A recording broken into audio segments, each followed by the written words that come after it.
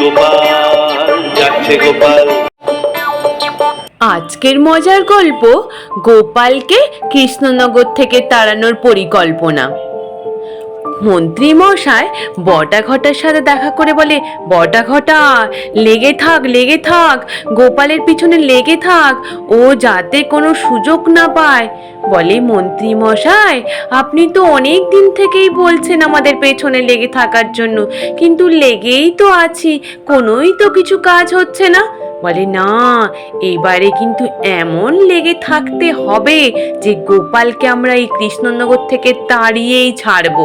শোন, তোদেরকে যা শিখিয়ে দিচ্ছি তাই তাই করবি, কেমন? বলে, বেশ মন্ত্রী মশাই, আপনি যেমন বললেন কালকে তেমন কাজ করব। পরের দিন সকালবেলা হতেই গোপাল রাজসভায় যাওয়ার জন্য বলে, ও গিন্নি, গিন্নি, তাড়াতাড়ি করে খেতে দাও গো, দেরি হয়ে যাচ্ছে যে। গিন্নি গরম গরম ভাত, আলু মাখা, ঘি নিয়ে এসে বলে, নাও গো, দেখো দেখো, গরম গরম ঘি ভাত আছে, ঝপ করে তোমার খাওয়া হয়ে যাবে। বলে, হ্যাঁ গো গিন্নি, তোমার এই খাবার দেখে আমার তো খিদে বেড়ে গেল গো। তারপর গোপাল খাওয়া দাওয়া শেষ করে রাজসভার দিকে রওনা হয়। ওদিকে গাছের ডালে বসে থাকা বটাঘটা উপর থেকে হঠাৎ গোপালের গায়ে পাক ঢেলে দেয়। গোপাল ওই পাকের জ্বালায় যন্ত্রণায় ছটপট করতে করতে পুকুরে গিয়ে স্নান করতে নামে। অমন সময় ভোলা ময়রা এসে বলে, এ কি গো গোপাল দাদা, তুমি রাজসভায় যাওয়ার পর থেকে এখন পুকুরের জলে নেমে রয়েছো যে? বলে, কি করি ভাই, আসার পথে দেখলাম আমার গায়ে কেউ পাক ঢেলে দিল, তাই চোখ মুখ পুরো জ্বালা যন্ত্রণা হচ্ছিল, তাই তো পুকুরের জলে ছুটে এলাম স্নান করতে। বলে, এ কি কথা গো, কে আবার গাছের উপর থেকে পাক ঢাললো? বলে, কি জানি বাবা, বলতেও পারছি না। ওদিকে রাজসভা শুরু হয়ে যায়। ওদিকে গোপাল আসছে না বলে মন্ত্রী মশাই বলে, দেখলেন তো, দেখুন দেখুন রাজা মশাই, গোপালের তো দেখাই নেই। বলে, আজ আসুক আসুক একবার গোপাল, এমন মজা দেখাবো। মন্ত্রী মশাই বলে, আপনি তো বলেই যান, কিন্তু কিছুই তো করেন না রাজা মশাই। বলে, না, এবারে এলে গোপালকে এমন শাস্তি দেব, গোপালকে পুরো রাজ্য থেকে বের করে দেব। মন্ত্রী মশাই মনে মনে হবে, এটাই সুযোগ, এক ঢিলে দুটো পাখি মরবে। অমন সময় গোপাল আসে। গোপালকে দেখতে পেয়ে রাজামশাই বলে, গোপাল, কি ব্যাপার, তোমার আজকে আসতে এত দেরি হলো কেন? গোপাল বলে, রাজামশাই, কি বলি আপনাকে, সে তো এক ভয়ানক কাণ্ড। বলে, কেন, আবার কোন নতুন বাহানা তৈরি করবে নাকি? বলে, না রাজামশাই, আমি রাজসভায় যখন আসছিলাম, হঠাৎ গাছের ডাল থেকে কেউ পাক ঢেলে দেয় আমার গায়ের উপর, তারপর ওই পাককে ধুয়ে জামা পাল্টে আমি আবার রাজসভায় এলাম। মন্ত্রী মশাই বলে, গাছের ডাল থেকে আবার কেউ পাক ঢালে নাকি গোপাল? তুমি এই সমস্ত আজগুবি কথা রাজামশাইকে শোনাচ্ছ যে? গোপাল বলে, না রাজামশাই, বিশ্বাস করুন, আমি কিন্তু সত্যি কথা বলছি। রাজামশাই বলে, গোপাল, আজকেই তোমাকে শেষবারের মতো বললাম, এরপরে যদি তোমার দেরি হয় আসতে, আমি কিন্তু তোমাকে রাজ্য ত্যাগ করাবো। তারপর রাজসভা শেষ হয়ে যায়। রাজসভা শেষ হয়ে যেতে গোপাল তখন আর সভাকবি, এমনকি সেনাপতি আর বিজ্ঞানী, চারজনে মিলে বাড়ি ফিরছিল। গোপাল তখন ওই গাছটার তলায় গিয়ে বলে, দেখুন সেনাপতি মশাই, এই গাছটার উপর থেকেই আমাকে পাকটা কেউ ঢেলেছিল। অমন সময় বটাঘটা উল্টো দিক থেকে আসছিল। বটাঘটা লুকিয়ে গাছের ডাল থেকে বলে, এই দেখ রে ঘটা, দেখ, গোপাল দেখাচ্ছে ওর গায়ে কোথা থেকে ওই পাক এসে পড়েছিল। গোপাল পরিকল্পনা করছে, মনে হয় এখানে প্রহরী লাগবে যাতে আমাদের ধরার জন্য। বলে, হ্যাঁ ঠিক বলেছিস তো ঘটা। তারপর ওরা আলোচনা করে চলে যায়। ওই দিন রাত্রিবেলা মন্ত্রী মশাইকে বটাঘটাকে বলে, বটাঘটা, আজকে তোরা অনেক ভালো কাজ করেছিস রে, সত্যি আমি ভাবতে পারিনি যে এইরূপ ধরনের একটা ভালো কাজ করতে পারবি। বলে, মন্ত্রী মশাই, করে দেখাতে পারলাম তো, তাহলে এবার আমাদের মোহর দেন। বলে, বেশ বেশ, তোদেরকে মোহর দিচ্ছি, সঙ্গে আরো কিছু মোহর দিচ্ছি, কালকের কাজটাও যেন ভালো করে করিস, যেমন যেটা বলে দিচ্ছি তেমনই যেন করিস। আর শোন, অতি শীঘ্র শীঘ্রই গোপালকে এই কৃষ্ণনগর থেকে বের করাবো, বুঝলি? তাহলেই পরে রাজা মশাইকে বশ করে আমরা রাজা মন্ত্রী সব সেজে যাব। বলে বেশ, তাই হবে।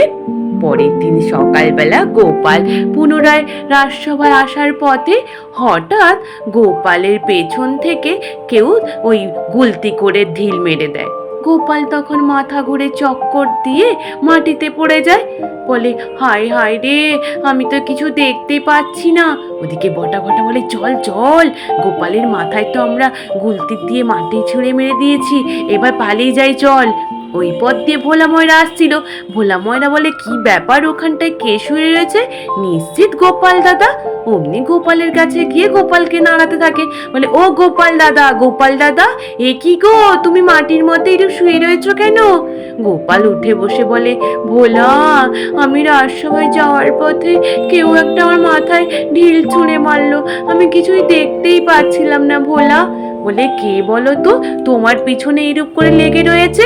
কালকে কাদা মাটি ঢেলে দিল, আজকে আবার ঢিল ছুঁড়ে মারলো। চলো চলো, আগে তোমাকে বৈদ্যের কাছে নিয়ে যাই, তারপর তুমি রাজসভায় যাবে। ওদিকে রাজসভা শুরু হয়ে যায়। পুনরায় মন্ত্রীমশাই বলে দেখলেন রাজামশাই, দেখুন দেখুন, আজকেও কিন্তু গোপাল আসেনি। বলে আজকে তো আমি গোপালকে মজা দেখাবই। এমন সময় গোপাল মাথায় ওই পট্টি বেঁধে নিয়ে রাজসভায় প্রবেশ করে। রাজামশাই বলে গোপাল, এবার কিন্তু তোমার কোনো কথা শুনবো না। গোপাল বলে রাজামশাই, আমাকে দেখে আপনি বুঝতে পারছেন না আমার মাথায় কেমন চোট লেগেছে? আমি যখন রাজসভায় আসছিলাম তখন আমার মাথার পেছন থেকে কেউ একটা ঢিল ছুঁড়ে মারলো। মন্ত্রীমশাই বলল কে ঢিল ছুঁড়ে মারলো? কেন ঢিল ছুঁড়ে মারলো? কেনই বা মারবে? তুমি কেন দেখতে পেলে না? এইরূপ নানান প্রশ্ন করতে থাকে। গোপাল বলে মন্ত্রী মশাই, আমার তো চোখ দুটোর সামনে, পেছনে কে ঢিল ছুঁড়ে মারলো আমি কি দেখতে পাবো? আর আমি কি করে জানবো কেনই বা আমাকে ঢিল ছুঁড়ে মারলো?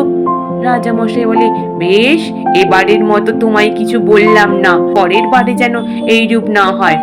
ওদিকে বটা ঘটা ওই গাছের তলায় বসে বসে দুজনে আলোচনা করতে থাকে। বলে কেমন করে গুলতিতে ওই গোপাল দাদাকে ঢিল ছুঁড়ে মারলাম বলতো? গোপাল দাদার যা লেগেছে না। ওদিকে ন্যাপলা ওই গাছের ডালে বসে সবটাই শুনতে পায়। বলে কি, গোপাল দাদুকে ওরা ঢিল ছুঁড়ে মেরেছে আর গোপাল দাদুকে ওরা রাজ্য ত্যাগ করবে বলছে? না, গোপাল দাদুকে তো জানাতে হবে। বটা ঘটা ওখান থেকে চলে যাওয়ার পরে ন্যাপলা ছুটতে ছুটতে গোপালের সাথে দেখা করতে যায়।